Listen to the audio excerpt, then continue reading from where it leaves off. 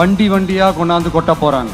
அது அத்தனையும் உங்ககிட்ட இருந்து கொள்ளையடிச்ச பணம் தான். அடுத்த தேர்தல் கடுமோசமான கேவலமான தேர்தலாக இருக்க போகிறது. கற்பனை கட்டாத பணத்தை ரெண்டு தரப்பும் கொண்டு வந்து திமுக அண்ணா திமுகவும் கொட்ட போறாங்க. அதை தான் அவர் மீன் பண்றாரு.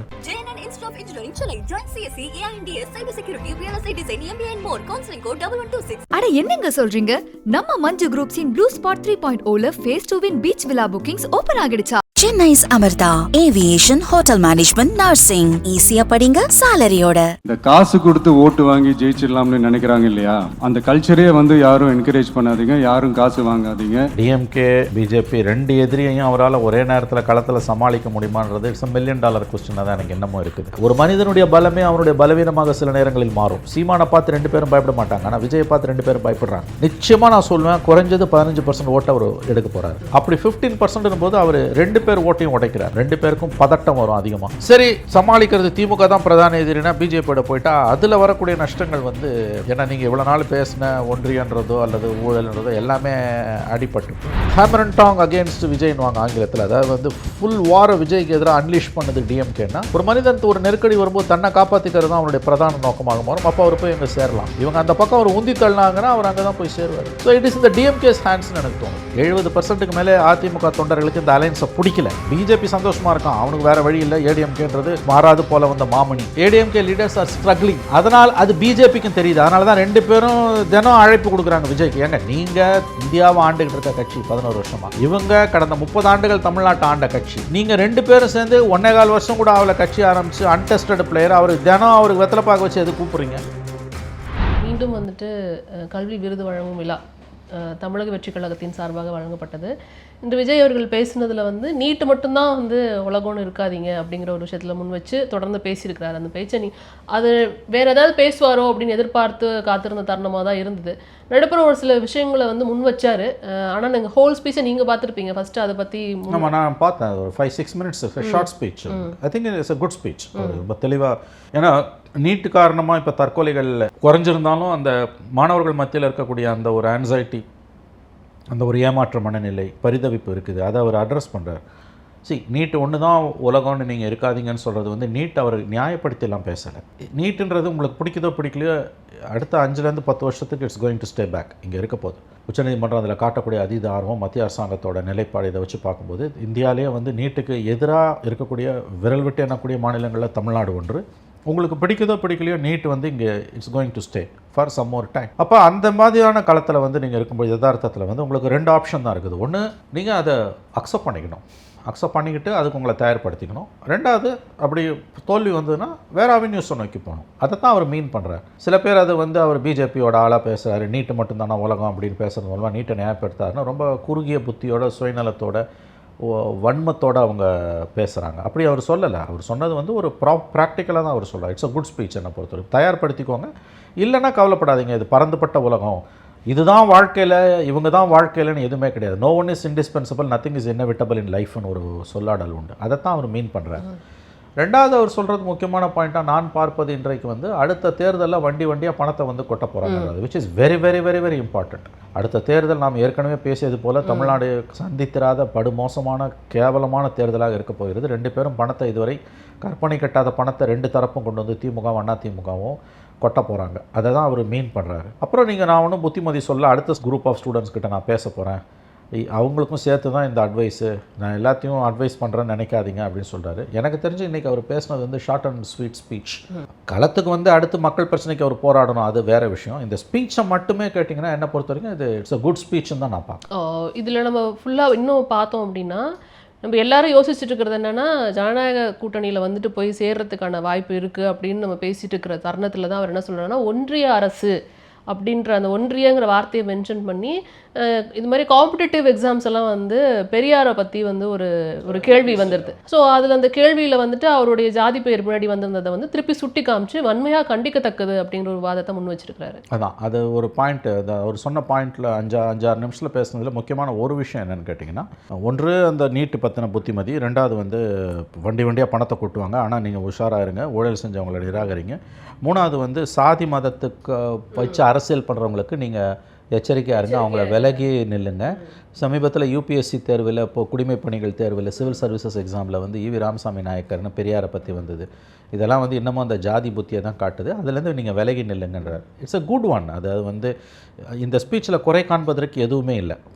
கடந்த காலங்கள் அவருடைய உரைகளில் வேணால் நீங்கள் அங்கொன்றும் இங்கொன்றுமாக பிக்கப் பண்ணி நீங்கள் குறை சொல்லலாம். இன்றைக்கி வந்து அந்த ஆடியன்ஸ் ஞாபகம் வச்சுக்கோங்க, அந்த ஆடியன்ஸ் குழந்தைங்க, அவங்க +2 படிச்சுட்டு 10th +2 முடிச்சுட்டு வரக்கூடிய இளைஞர்களாக பரிணமிக்க இருக்கிற குழந்தைகள் தான் அவர்கள். வந்து அவர்களிடமும் அவர்கள் பெற்றோரிடமும் பேசும்பொழுது அரசியலை ரொம்பவும் எடுத்து பேசக்கூடாது, ஆனால் அரசியல் பேசாமலும் இருக்கக்கூடாது. அதனால் வந்து அந்த எல்லைக்கோட்டுக்குள்ளே நின்றுக்கிட்டு அவர் வந்து மெசேஜை கன்வே பண்ணிட்டாருன்னு தான் நான் பார்க்குறேன். அதனால் சாதி மதத்துக்கு அடிப்பணியாதீங்கன்னு சொன்னது வந்து இங்கே சாதியை வச்சு மதத்தை வச்சு தமிழ்நாட்டில் நடக்கக்கூடிய அரசியலையும் தான், தேசிய அளவில் நடக்கக்கூடிய அந்த அரசியலையும் சேர்த்து தான் அவர் சொல்லியிருக்காரு. இன்னொரு விஷயம், எல்லா பிரச்சனைக்கும் போய் விஜய்கிட்ட தீர்வு எதிர்பார்ப்பதுன்றது வந்து அறிவு நேர்மை இல்லாத ஒரு செயல். இப்போ தான் கட்சி ஆரம்பித்து 5 மாதம் ஆகுது, அவங்க எந்த பதவியிலையும் இல்லை, ஒரு தேர்தலை கூட அவங்க சந்திக்கலை. ஒரு புது பிளேயர் வராங்க, ஒரு ஜனநாயகத்தில் வந்து யார் வேணால் வரலாம். இன்றைக்கி அடுத்த வரும் நாட்களில் அவர் செய்யக்கூடிய அரசியலை வச்சு தான் நம்ம எடை போடணும். அவரை தீர்ப்பு மக்கள் கையில் இருக்குது. இந்த ஸ்பீச் என்னை பொறுத்த வரைக்கும் it's a short and sweet good speech. அதுவும் எந்த ஆடியன்ஸுக்குன்னு பார்த்தீங்கன்னா, அந்த ஆடியன்ஸுக்கு வந்து அந்த மாணவர்களுக்கு வந்து அவங்க வந்து ரொம்ப அதிகப்படியான அரசியலையும் சொல்லாமல் அதே நேரத்தில் சொல்லாமலும் இருக்கக்கூடாது என்பதற்காக ப்ராட் பிக்சர் அவர் வந்து அவங்க நலன் கருதி பேசுனது நீட்டு, நாட்டு நலன் கருதி பேசுனது வந்து சாதி மதம் வேணான்னு, தேர்தலை மனதில் வைத்து பேசியது அடுத்த தேர்தலில் வண்டியாக பணத்தை கொட்டுவாங்கன்னு. ஸோ நியூ பிளேயர் வராரு, வந்துட்டு போட்டுமே என்ன, எவ்வளோ பேர் வந்தாங்க தமிழ்நாட்டில். நீங்கள் சொல்கிற மாதிரி இதை அப்ரிஷியேட் பண்ணக்கூடிய ஒரு ஸ்பீச்சாக இருந்தாலும் அந்த இண்டிகேஷன்ஸ் ஃபார் என்டிஏ அலையன்ஸோடு நாங்கள் போக மாட்டோம் அப்படிங்கிறத குறிக்கிறாரோ, ஒருவேளை வந்து இந்த ஜாதி மத அரசியலேருந்து ஒதுங்கி இருங்க அப்படின்னு சொல்கிறது வந்து அந்த 10% இருக்குன்னு கூட நம்ம சில விஷயங்கள் பேசணும். அந்த 10% கூட அவர் அது நீங்கள் ஒரு விஷயம் புரிஞ்சுக்கணும், ப்ராக்டிக்கல் பாலிட்டிக்ஸ்னு வரும்பொழுது வந்து டிஎம்கே பிஜேபி 2 எதிரியையும் அவரால் ஒரே நேரத்தில் களத்தில் சமாளிக்க முடியுமான்றது இட்ஸ் $1 மில்லியன் கொஸ்டினாக தான் எனக்கு என்னமோ இருக்குது. நாட்கள் போக போக இன்றைக்கி இதை முடிய போகுது, மே மாதம் முடிய போகுது, இன்னும் just we are having 10 months, 10 மாதம் தான் நமக்கு எலெக்ஷனுக்கு.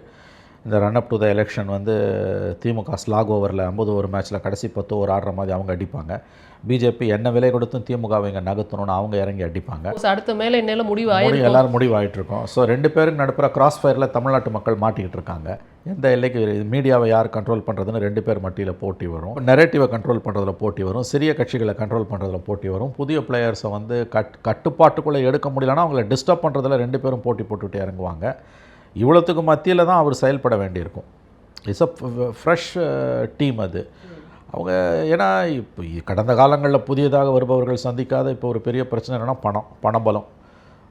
மிகப்பெரிய அளவில் பணம் வந்து கற்பனை கட்டாத பணபலம் வந்து அவங்க 2 கட்சிகள்கிட்டையும் இருக்குது. அதை மீறி அவர் வரும்பொழுது வந்து அவர் 2 பேரையும் சம தூரத்தில் வச்சு தான் அரசியல் பண்ணுவாரா அல்லது ஏதாவது ஒரு பக்கம் சாய்வாரா, சார்பு நிலை எடுப்பாரான்ற கொஸ்டின் தான் இருந்துக்கிட்டே இருக்குது. இன்றைக்கி இருக்க ஸ்பேச்சை வச்சு பார்க்கும்பொழுது அவர் என்டிஏ பக்கம் போக மாட்டாருன்றதுக்கு வாய்ப்புகள் கூடன்னு தான் நமக்கு தோணுது. But still you cannot rule அவுட்டுன்னு தான் நான் பார்க்குறேன். ஏன்னா at the end of the day இங்கே தமிழ்நாட்டில் திமுக வேணுமா வேணாமா, ஸ்டாலின் வேணுமா வேணாமான்றதான் உங்களுடைய தேர்தலுடைய மையக்கரு எனும் பொழுது ஒரு நேரத்தில் 2 எதிரிகளை வந்து ஒரு புதிய பிளேயர், அதுவும் ஓரளவு மக்கள் செல்வாக்கு உள்ள ஒரு மனிதனுடைய பலமே அவனுடைய பலவீனமாக சில நேரங்களில் மாறும். சீமானை பார்த்து 2 பேரும் பயப்பட மாட்டாங்க, ஆனால் விஜயை பார்த்து 2 பேரும் பயப்படுறாங்க. நிச்சயமாக நான் சொல்லுவேன், குறைஞ்சது 15% ஓட்டை அவர் எடுக்க போகிறாரு.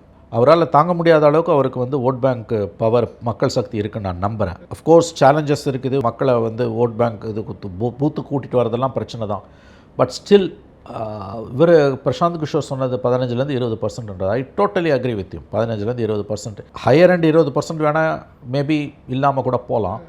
ஐ ஸ்டில் ஹோப் இருக்குது. பட் ஒரு வாதத்துக்கு உச்சமாக இல்லாமல் போகலாம். பட் 15% அவருக்கு மினிமம் கேரண்டின்னு எனக்கு தோணுது. அப்படி 15% போது அவர் 2 பேர் ஓட்டையும் உடைக்கிறார்.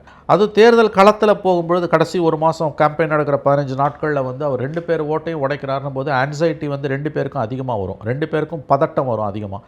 அப்போ you will be subject to attack from both sides, from DMK as well as from ADMK BJP. அங்கே ஸ்டேட் கவர்மெண்ட்டு, இங்கே சென்ட்ரல் கவர்மெண்ட்டு. அப்போ அந்த 2 பேர் கிட்டேருந்தும் தாக்குதலை ஒரே நேரத்தில் அவரால் சமாளிக்க முடியுமான்றது தான் $1 மில்லியன் கொஸ்டின். சரி, சமாளிக்கிறது திமுக தான் பிரதான எதிரினா பிஜேபியோட போயிட்டால் அதில் வரக்கூடிய நஷ்டங்கள் வந்து ஏன்னா நீங்கள் இவ்வளோ நாள் பேசின ஒன்றியன்றதோ அல்லது ஊழல்ன்றதோ எல்லாமே அடிபட்டு போகும். அதுக்கு பிறகு உங்கள் பாலிட்டிக்ஸ் என்ன? So it's a catch-22 situation வாங்க. அதில் தான் அவர் நிற்கிறாரு. அவர் பிஜேபியும் ஏடிஎம்கேவோட போக மாட்டார்னு நான் நம்புகிறேன். பட் 100% கேரண்டி கொடுக்க முடியாதுன்னு எனக்கு தோணுது. ஏன்னா கடைசி நேரத்தில் திமுகவுடைய அழுத்தங்கள் கடந்து வரும் 10 மாதங்களில் அவருக்கு அதிகமாகி அவரை கார்னர் பண்ணுறாங்கன்னா அது இப்படி எடுத்து புரிஞ்சுக்கலாம் நீங்கள். அதாவது அவர் என்டிஏக்கு போகிறதும் போகாமல் இருக்கிறதும் திமுக விஜய் எப்படி ஹேண்டில் பண்ணுதுன்றதை பொறுத்தது. விஜயால் தாங்கக்கூடிய அளவுக்கு ப்ரெஷரை டிஎம்கே மவுண்ட் பண்ணுதுன்னா அவர் என்டிஏக்கு போக மாட்டார். Vijay hammer and tongs against விஜய்னுவாங்க ஆங்கிலத்தில். அதாவது வந்து ஃபுல் வார விஜய்க்கு எதிராக அன்லீஷ் பண்ணுது டிஎம்கேன்னா, ஒரு மனிதனுக்கு ஒரு நெருக்கடி வரும்போது தன்னை காப்பாற்றிக்கிறது தான் அவருடைய பிரதான நோக்கமாக மாறும். அப்போ அவர் போய் எங்கே சேரலாம். இவங்க அந்த பக்கம் அவர் உந்தி தள்ளினாங்கன்னா அவர் அங்கே தான் போய் சேருவார். ஸோ இட் இஸ் இந்த டிஎம்கேஸ் ஹேண்ட்ஸ்னு எனக்கு தோணுது. மாவட்ட செயலாளர்கள் கூட்டத்தில் வந்துட்டு திரு எடப்பாடி பழனிசாமி அவர்கள் விஜய்க்கு எதிராக வந்துட்டு யாரும் பேசக்கூடாது அப்படிங்கிறத இன்ஸ்ட்ரக்ஷனாக கொடுத்துருக்குறாருங்கிற மாதிரி செய்திகள் நம்மளுக்கு பார்க்க முடியுது. திமுகவை எதிர்த்து நீங்கள் பேசுங்க, அவங்களுக்கு எதிர்த்து பிரச்சாரத்தை தீவிரப்படுத்துங்க, விஜய் பற்றி எதுவும் பேசாதீங்க அப்படிங்கிற இன்ஸ்ட்ரக்ஷன் வந்திருக்கு அப்படின்னு சொல்கிறாங்க. ஸோ அப்போ இன்னும் அது நானும் கேள்விப்பட்டேன். அது ஆக்சுவலி அது லாஜிக்கலி கரெக்டாக தான் இருக்குது. ஃபேக்சுவலி கரெக்டானு எனக்கு தெரியல. அந்த தகவல்கள் எனக்கும் வந்தது. அது சரியாக அந்த ஃபேக்சுவலி அது கரெக்டாக இருக்க வாய்ப்புகள் அதிகம் தான் எனக்கு தோணுது. பிகாஸ் விஜயை எதிர்க்கிறதால அவங்களுக்கு லாபம் ஒன்றும் கிடையாது. அண்ட் ஸ்டில் அவங்க ஒரு ஹோப் வச்சுருக்காங்க. நீங்கள் ஒரு விஷயம், ஏடிஎம்கே பிஜேபி அலையன்ஸ் கீழே டேக் ஆஃப் ஆகலை, அந்த அலையன்ஸ் கீழே ஜெல் ஆகலை. 70% மேலே அதிமுக தொண்டர்களுக்கு இந்த அலையன்ஸை பிடிக்கல. தலைவர்கள் வந்து ரொம்ப கஷ்டப்படுறாங்க. ஏடிஎம்கே தலைவர்கள்ட்ட தனிப்பட்ட முறையில் பேசும்போது கஷ்டமாக இருக்குது சார்ன்றாங்க.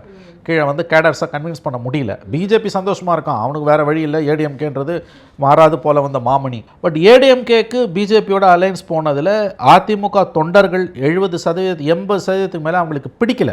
கீழே இந்த அலையன்ஸ் ஜெல் ஆகலை. ADMK leaders are struggling. அதனால் அது பிஜேபிக்கும் தெரியுது. அதனால தான் 2 பேரும் தினம் அழைப்பு கொடுக்குறாங்க விஜய்க்கு. ஏங்க நீங்கள் இந்தியாவை ஆண்டுகிட்டு இருக்க கட்சி 11 வருஷமாக, இவங்க கடந்த 30 ஆண்டுகள் தமிழ்நாட்டை ஆண்ட கட்சி.